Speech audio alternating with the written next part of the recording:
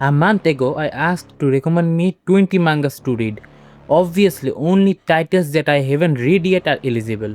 It could be absolute dog shit or holy fucking shit. Anyway, as per plan, I would read 10 chapters of manga. So for 20 manga, that sums up to 200 chapters. That's doable. Right? Right? Right?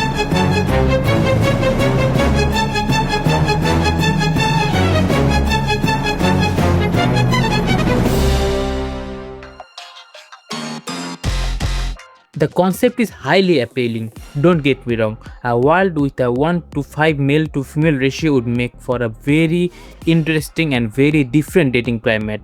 Women will view men very differently when they are in a short supply. Unfortunately, nothing else could live up to the expectation. The main character is perhaps the most generic and frustratingly dense protagonist I've ever seen.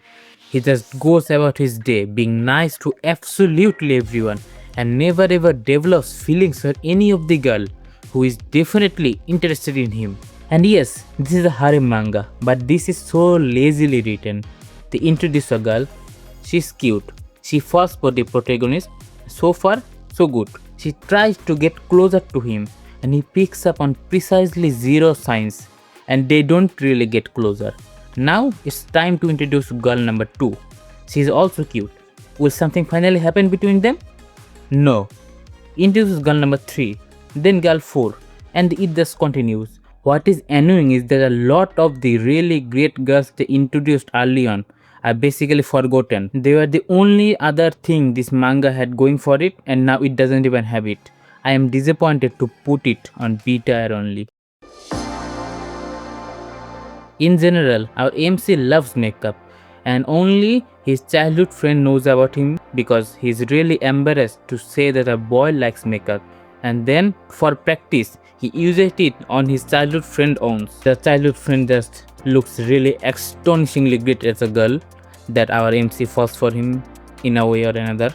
Besides, it's not that bad because they gladly didn't include much of the romance in first part, only the wholesome part, and also there's nothing lewd in it, so I guess this is a good thing for this manga. I didn't like it or hate it or anything. Overall B tier. It's about a contact engagement between the urban legend slit-mouthed girl and this teenager named Sano. They have a challenge for a year. The girl will try to square him for once and call off the engagement. The boy will try to make her fall in love with him. This is a cute, wholesome story revolving around them. And from the reviews, I could see that later on they have dropped the backstory of the Sano family and the urban legends. Also, it felt an episodic manga at first, but seems to transform into proper romance manga full of emotion later on. This is a must read due to its unique concept and the art style. Definitely a tier in my opinion. Peter, that's not a manga. That's the porn. Well, I guess this is a unique concept. Men and women splitting into two countries. Women are known as foxes and men are known as wolves. They have special forces to fight and kidnap people from opposition to torture. The men, as known as predators of nature, follow the brain of their dick to find a method of torture. Yes. Force steal the tiny brain of the predator sense satisfaction from the intimate interaction. But the women are sensible, right? They might find a better way to torture any captivate, right? No, they just ride them off till the captivate's body lasts and sucks off the last drop of life from their body. If we ignore this segment and rate based on the concept and art only, it's a A tier.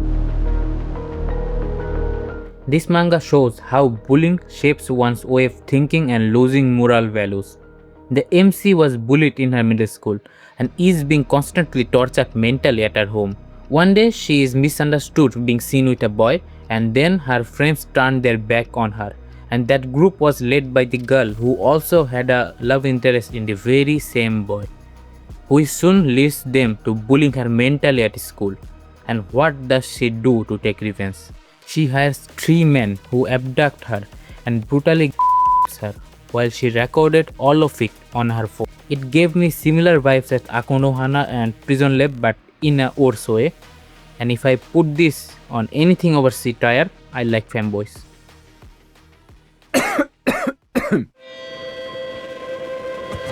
This is quite straightforward and simple manga featuring two girls in their high school. Sakurai, the seer, had to try and bring one student who missed every class till now, and then the teacher will recommend her to a better school, a school of her dream. So for the better future, she agrees and the lonely girl, Sora, do come to school. But Sakurai had to listen to her one request per day. It starts with a kiss straight away in first day. Then they walk home, visit arcade and play games, then do many cute stuff. This is a simple and cute read, despite being Yuri manga. Both the girl have some feelings for each other. Sora is sure of it, while Sakurai is still confused about the growing attachment. This is a solid day. Another disappointment of a manga. The story is about an introverted, socially anxious guy who meets a girl of similar features in a friendly gathering. As she was approached by her stalker and was almost being kidnapped, he tries to save her. And while they act, he stabs him in the belly as a form of self-defense. And this somehow gets viral, and now he's trending on social media as a murderer. His life is ruined. And to ruin it further, he just kills the stalker next time he forces himself on her. Then they go to Disneyland and enjoy cute moments themselves. Yes, this could have been good if they could justify the murder and just drop this story. Definitely satire. The story revolves around a girl who has got a homework by her teacher to find what is happiness. It shows different characters with different regrets in their life and how Nanaka's interaction with them helps them find their own version of happiness. The characters are of different backgrounds, age groups, and stories of each of them, and each one finds their happiness and vanishes from her life. Slowly, as everyone fades away, she finds out her own happiness. That is, being able to have fun, treasure people important to her, treasure herself, her walls, her actions, and choose all of this at her own will. This 12th chapter manga will certainly be one of my most remarkable reads ever. If I could, I would make a separate tier just for this masterpiece. But for now, S tier. Yukina has a dream of forming a band because her father did so and he was forced to make a corporate song instead of what they wanted to make. Eventually, his band just disbanded. That's why she wants to form a band and make his dream come true. The art style was okay. I didn't really like the lowly design of the characters. Overall, I didn't feel anything good about it, nothing really bad too, but nothing exciting, so it's just a bit tired. He's just so like me, a gynophobic guy who tries to avoid women as much as possible. But one day he is confessed by not one, not two, but 5 beautiful girls. And the conspiracy theory that any woman interested in me is a Mossad agent is true in this manga, because 4 out of the 5 girls are not human, but love eater. They like to trap any boy and suck out their love emotions. So only one of them is actually interested in him, and he has to find out who the real one is. Every girl in this manga is cute and has their own characteristics. Even if they are love-eating monsters, I just can't help but feel cute when each of them slowly fell for him. The art is absolutely beautiful and strengthens the harem side. This is a solid 8-tier manga. Degeneracy took over another manga. The art style looked perfect for a middle school romance setup. But guess what? The only thing our main character do in school is read hentai mangas as a form of avoiding people. And the female lead just embraces his degeneracy and takes it to even further heights. I had expectations from it as it gave vibes of itchy comedy, which isn't so bad. But I was disappointed as everything became about porn only. I guess we got another manga in C tier. Why the fuck I had to witness a girl catching an anglerfish, plucking out its vibrating rod and then use it as a vibrator for next 20 fucking minutes? That's basically the theme of this. Everything is over sexualized. Still, the plot was well thought and executed well. It's quite entertaining if you can bear with the over erotic side of it. The panels during fight and itchy moments are drawn well. Overall, I think it's fine for most cases, nothing extraordinary, be tired at most. The main character enters the world of the game which completed and mastered, but he enters in the body of the third-rate villain who is hated by majority of the students. But what a good side to it is, he tried not to alter the main course of the story at all. Otherwise, he was pretty generic isekai main character. He wins hearts of the girl even without trying at all. Also, the MC barely has any depth to his character and hardly any backstory to justify his actions in main story. I suppose this isn't worth the read except for the vibes. I guess it's on beta. This manga showed how a honest, healthy and mature relationship looks like. Both the characters know how to communicate properly and leave no place for misunderstanding. They slowly bond over time as both of them take the last train home. He really loves the music of a mysterious artist, and she is the only person who had idea on music from the artist. And to our surprise, she is the artist herself. They start really slow and take things in a mature pace. I think this is how a romance manga should be written. This is a definitely must read for those who are into romance genre. This goes straight to a star. It was okayish, I guess, in most of the cases. It starts like any villain story with dead flags and her trying to avoid them. The twist is that our main character and the villainess is impersonating and living the exact same. What essentially happened is that the MC was dragged from her hard-earned happy ending of escaping the toxic household she was in, only to be dropped back into it. This time with a fantasy set. And to reach the end, she has to make one of the 5 male options fall in love with her. I can't put it anything over a Vita as it's not up to my level. The story takes place in Japan after the apocalypse, left with nothing but the ruins of once glamorous cities. One of the two characters are cyborg, while the other is really motivated to visit many new places. They want to witness and experience how these locations used to look like before the destruction happened. And the inspiration of the places they get are from touring ground, possibly Instagram, where her big sister used to upload pictures of places she used to visit. The setting and world building is well executed in my opinion. Also, there are the dreams of her, which hints that the pictures they are seeing in Touringram is taken by herself. She just lost her memory and made an imaginary big sis to visit locations again in order to recover her memories. And just by reading the chapters, I guess this is definitely a star. Well, this had gotten pretty popular in recent time. I think the idea is quite nice and written pretty dang. It features two friends, Hikaru and Yushiki.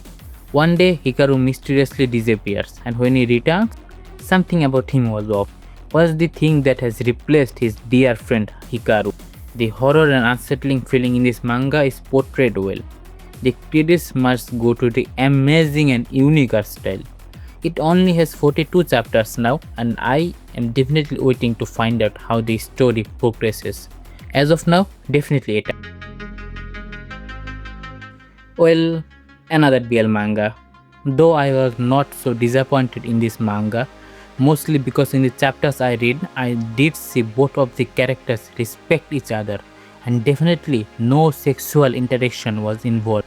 Miyano likes to read BL manga, and he starts sharing with his senpai Sasaki. Slowly they start interacting with each other during breaks, and Miyano even shares mangas with Sasaki. They both have some feelings for each other, but never really insisted on it. This form of respect is pretty refreshing, I guess. I suppose this will be in a A tier. It follows 4 high school boys after they carelessly commit a crime that goes on to torment them for the rest of their lives. The story begins with Tobio, an ordinary high school boy who spends his time with 3 other questionable friends. When Maru, one of his friends, is attacked by a gang for a nearby high school, Tobio and his friends decide to bomb the school as a revenge. As per their plan, they just wanted to scare them off, but they quickly see the consequences of their crime, the death of 4 students. However, after their crime, they are forced to develop and change as they run from the law. They each come upon their own answers for right and wrong, and they struggle to live when burdened with incredible. Each one of them has personal adventures and personal turning points in their character. This is a must read in my opinion, and without a doubt, a style. This is one of the best underrated manga I read in recent time. Generally, I am interested in mystery thrillers and this fits the bill perfectly. It is based on a real life incident where a group of thieves stole 300 million yen and couldn't be traced forever. But the manga doesn't focus on the incident itself, but its aftermath and wide reaching effects. More specifically, the focus is on Yamato and his adoptive sister Miku. They end up getting pulled into things when their parents go missing, and their investigation leads them to investigate the 300 million yen incident. However, this catches the eye of some very dangerous and powerful individuals who wish to stop them through any means possible. The characters start off really mysterious, but the development on them is inconsistent in many cases. I could say it had potential to be even better, but the later part wasn't the best of all. Still, it deserves a star because I loved reading it. It was a great ride, reading many new works and exploring many new genres. If you want, you can suggest me more names in the comments. I might do another video like this soon.